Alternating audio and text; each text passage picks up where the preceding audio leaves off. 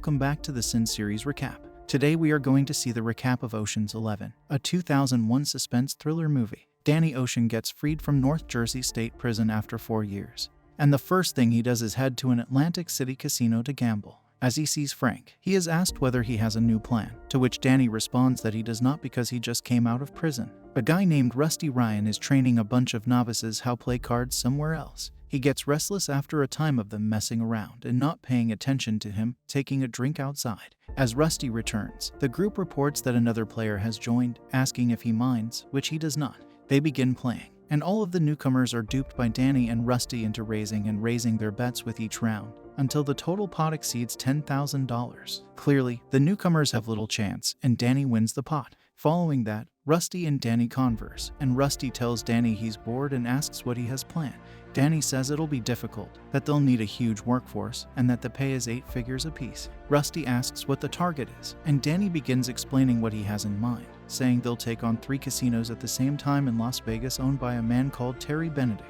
Rusty estimates that a dozen men will be required to perform a variety of scams. Later, they're in Las Vegas, talking to a man named Ruben, who tells them they're crazy, that the Las Vegas casinos have enough armed guards to invade Paris, and that there have been numerous previous efforts to loot casinos that have all failed. They depart since he doesn't appear to want to assist. But when they discuss Terry Benedict's casinos, Ruben changes his mind, having lost his own casino to Benedict. Next, they're going to hire 2 individuals named the Malloy brothers as drivers for their robbery. They manage to hire Frank as their insider and Livingston as their tech person, both of whom have done freelance surveillance work for the FBI Mafia Squad. They also go to employ a man named Basher, who enjoys and is skilled with explosives. Basher chastises his inexperienced crime squad for failing to switch off the alarm. Rusty comes at the crime scene, pretending as though he has power to arrest Basher, and Basher notes that it will be wonderful to work with genuine villains again. Working with proper villains again. Chuckling as one of his bombs detonates. They weren't expecting it. They also travel to a circus to recruit a great acrobat named the Incredible Yen. Next, they travel to meet an old criminal acquaintance named Saul Bloom to see if he wants to join them in their operation. Saul claims he's changed and isn't up for such activity, but when Rusty describes what's going on, he can't help but join them. Danny notes that they are now 10 and that it must be plenty, but then adds that they should acquire 1 more. Danny seeks out Linus Caldwell, a great pickpocket whose father he knows, and asks if he wants to be a part of what they're working on. Whose is this? They all gather at Ruben's and, after a few extravagant cocktails, listen in on Danny's plan for stealing the contents of a vault containing the cash from 3 of Terry Benedict's most successful casinos in Las Vegas. He adds that the Nevada Gaming Commission requires casinos to keep enough cash on hand to cover every chip on their floor, which would be between $50 and $80 million on a typical workday, but $150 million on a fight night like 2 weeks from now. They then begin working on their plan, spying on all of the casino guards to discover as much as they can about them and learning about routes, exits, and speedy ways out of the casino. Second, Basher makes the necessary repairs so that the building's electricity may be turned off. They take a card from one of the lonely technicians so that their guy, Livingston, can access the casino's security surveillance. The 2 Malloy brothers create a distraction by becoming enraged at each other, obscuring the view and allowing Livingston to enter. He goes to install some wireless technology so that they can monitor the security from away. Always paint hallways that color. They say taupe is very soothing. Saul is having a magnificent suit made of imported silk and is rehearsing using his new alias, Lyman Zerga, which he will use to pretend to be a foreign multi-millionaire staying at the casino hotel. They then spy on Terry Benedict, who arrives every day at 2 p.m. to speak with his personnel managers, security, and important visitors. Every day. They change the codes to the casino doors, and after Benedict departs at 7:30 p.m., he receives the new codes for the next day. Rusty and Linus are spying when they notice a lovely woman going out, and Rusty adds that her name is Tess. Then, Rusty goes to visit Danny and asks him directly if he's doing it for money or to screw the person who's screwing his ex-wife, to which Danny says that he's doing it for both. Tess and Benedict study a new artwork for the casino's art collection the next day, and Benedict expresses excitement about their date evening. Later, while playing cards, Mr. Zerga, alias Saul, is invited to speak with Benedict alone.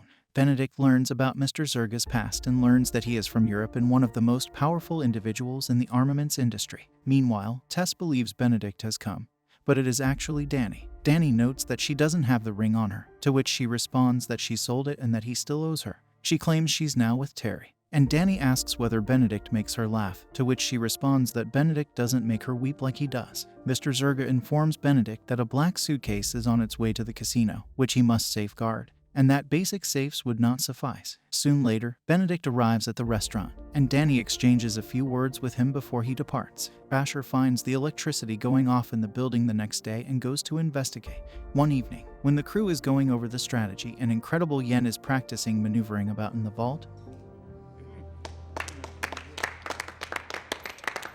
Basher shows up and says they're in trouble. He tells that an electrical team discovered a flaw in the electrical system that he was intending to exploit to cut off the power to the casino and are now repairing it, so they will no longer be able to power down the facility. They begin to consider what they should do when Basher suggests that they use a pinch. Basher says that it's a nuclear explosion without the mass damage, releasing an electromagnetic pulse that wipes out the electricity, but that they only have a large enough pinch for the job in one area on the planet. They then come at the California Institute of Advanced Science to take one, but Incredible Yen's hand is injured as they flee owing to being noticed. The next morning, Livingston announces that they have an issue, indicating that Danny has been red flagged and that security will now be watching him like hawks. Rusty inquires as to how it occurred, and Danny replies that he has no idea, but Linus intervenes, stating that it is because he has been communicating with Tess. Rusty says Danny had to go or they'll call it quits. Ruben becomes agitated, questioning who will activate the vault now that Danny is gone, and Rusty asks Linus if he can do it, which he can. Everything happens the next day. Linus is ready to perform his part, and Rusty goes to inform Saul that he'll be up next. After the briefcase arrives in the casino, Benedict meets Mr. Zerga, and they begin to cross the floor, but suddenly someone starts yelling Saul's name, not Mr. Zerga's, and asks whether he knows him. Mr. Zerga requests that his bodyguards, the Malloy brothers, take him inside a safe chamber. Benedict inspects the suitcase to ensure it doesn't contain any harmful or unlawful stuff, and when he sees it doesn't, he lets them take it but says he can't accompany it inside the vault. They place the squeeze somewhere, and then the Malloy brothers masquerade up as room service. As they get in Saul's room, they ask Amazing Yen if he's ready. Ready? Benedict leaves Mr. Zerga to keep an eye on things as they move his briefcase from the security room to the vault. Linus then approaches Benedict, claiming to be from the Nevada Gambling Commission and requesting a minute of his time. Danny notices Tess coming through the casino floor and begins following her, but he is being followed. Rusty mentions in Saul's room that Incredible Yen will get 30 minutes of breathing time starting immediately. Linus informs Benedict that their employee Frank has a history of doing illegal things at casinos, and they remove him from the floor. Meanwhile, the Malloy brothers have become security guards.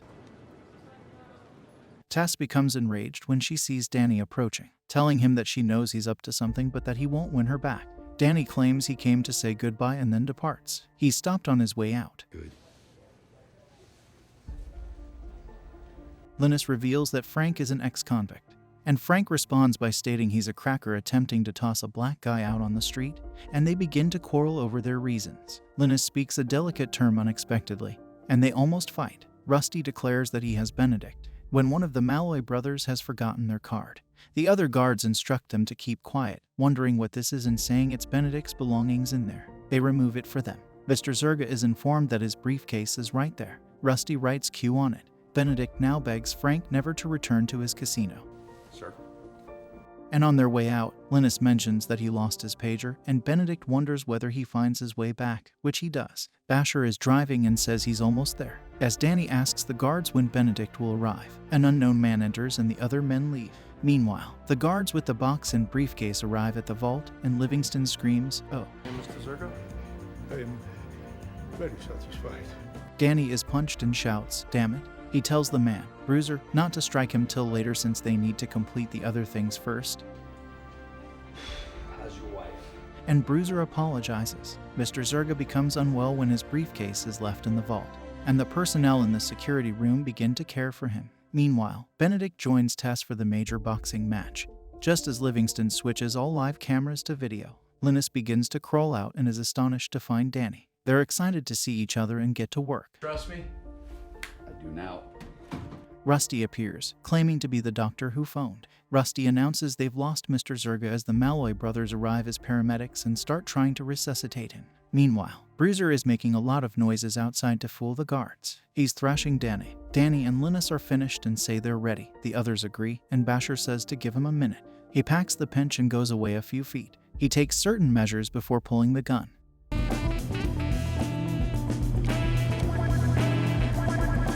The squeeze works almost too well, and practically the whole city of Las Vegas goes dark. Danny and Linus fall, but their lines are too short, and they must be severed just as the electricity is restored. Anarchy reigns supreme in both the boxing ring and the casino, and security is put to work. Then Incredible Yen makes his move. The briefcase nearly falls to the ground, but he catches it.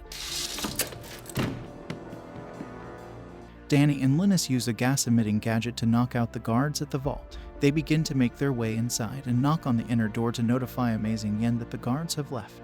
He makes his jump, but miscalculates and nearly sets off the alarm.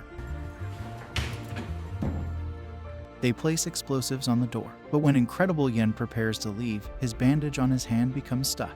Livingston and the others try to warn Danny and Linus not to blow, but their earpieces fail and they start counting down. Yet, when they activate it, the trigger does not operate. Linus inquires whether he has checked the batteries, which he has not. Linus explains that being careless might lead to injury. Amazingly, Yen manages to escape just as they've finished fixing it and smashes the door open. They get in and are uninjured, after which they begin stacking the money, which Saul thinks is the most sexy thing he's ever seen. Suddenly, a phone that isn't Tess's rings, and Benedict answers and asks who it is. Hello? May I have a word with Mr. Ben? Rusty's voice may be heard claiming that it is the man who is robbing him. They rush to the security room, but everything appears to be normal, and Benedict claims he is faking. But then Rusty advises, keep watching, adding that one's fortunes can change swiftly. Tess realizes Danny is behind all of this after noticing the phone in her pocket. Benedict urges her to leave and then informs Rusty that he is no longer alive. You broke into my vault. Rusty then gives Benedict an ultimatum, saying he has two options. Help them flee with half of the $160 million in cash he has in the vault, which will leave him with $80 million, allowing him to lose only $80 million secretly, or capture them, which will result in them blowing up all the $160 million, causing him to lose $160 million publicly. Benedict turns off the phone and instructs the manager to dial 911. Meanwhile, Tess inquires about Danny, and Rusty assures her that he is all right. Form. He requested you go upstairs and watch TV. Benedict returns the phone, stating that he has a bargain, and Rusty begins to explain. They'll place 6 bags with cash in the elevator, which his guards will retrieve and carry outside to a white vehicle, where they'll load the bags. They'll blow the money in the vault if they try to open the bags, unlock the vehicle doors, or do anything else. Benedict does what they request, and a SWAT unit comes shortly thereafter. A team walks down to the vault and asks Benedict to turn off the electricity inside so they can take out the 3 inside. They do it, and Benedict hears the cops start firing at some people who are asking for their lights back.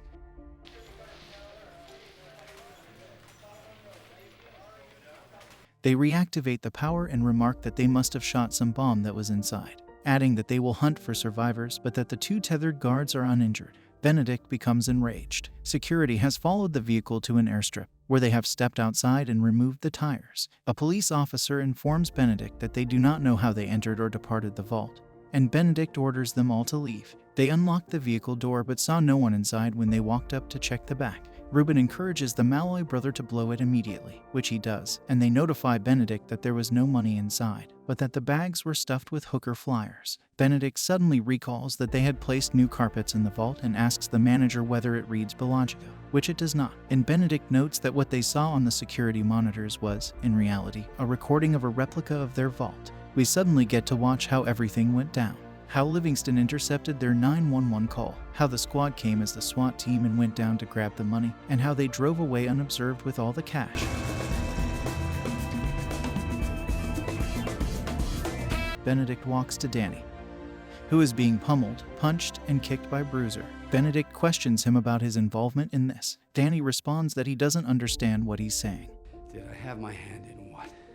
And Benedict, after a brief moment of thought, says he's free to go. Tess receives a call in her hotel room and is instructed to watch Channel 8. She notices Benedict approaching and asks Danny once more if he stole his money. Danny asks Benedict whether he'd give up Tess to help him get his money back, and Benedict says yes. As Danny mentions knowing someone who might be able to assist him, Benedict instructs his men to alert the police because Danny is most likely in breach of his parole. Moments later, Benedict runs into Tess, who informs him that he, of all people, should be aware that there is always someone watching at his hotel. Tess goes out of the hotel, looks around, and notices Danny being arrested. She goes up to them and introduces herself as her husband. She wonders how long he'll be gone, and he says probably not more than 6 months. No, 3 to 6.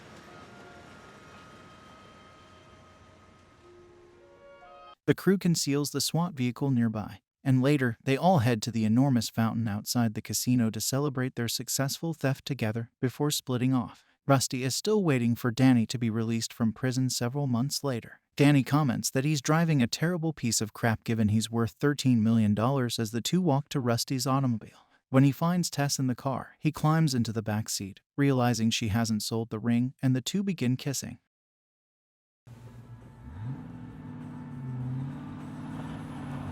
Two recognizable people on the other side of the parking lot are observing them and begin to make a loose follow. Thanks for watching. Be sure you subscribe to Cine Series Recap and comment your thoughts on the movie. It's not my